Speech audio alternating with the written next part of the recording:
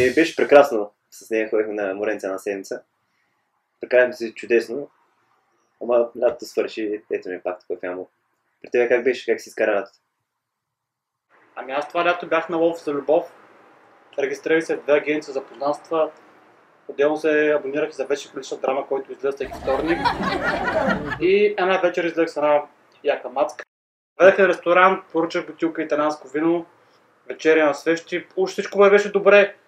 Тя ме пита, как ме намираш, красива ли съм? И ти какво каза? Ми казах и, че е важното, че е жива и здрава.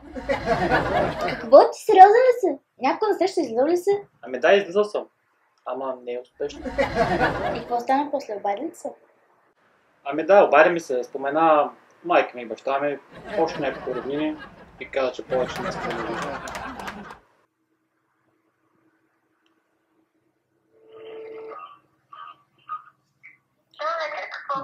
Добър вечер, с кого разговарям? Как с кого сте кариало?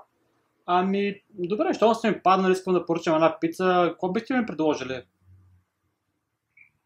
Имахте... Нещо по-стандартно, маргарита, например. Имах там някаква пица, беше карузел, каруца или конница ли там, какво беше? Ето беше ми това. Каруз, колко е диаметъра на тая пица? Би ли не яла човек и половина?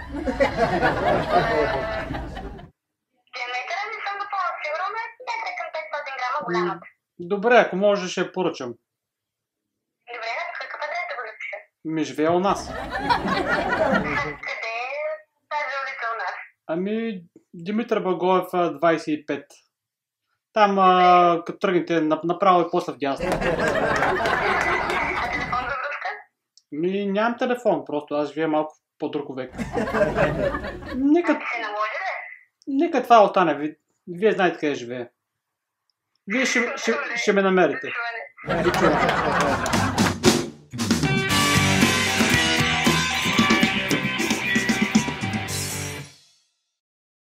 Добър вечер.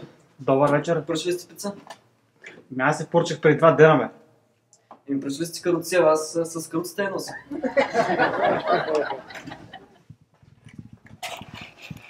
То вътре няма нищо, бе. Как коня гледа си ли? Добре, тия две маслини какво правят тук?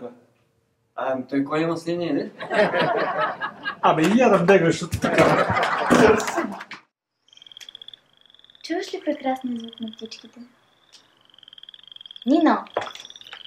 Чуваш ли прекрасния звук на птичките? Не.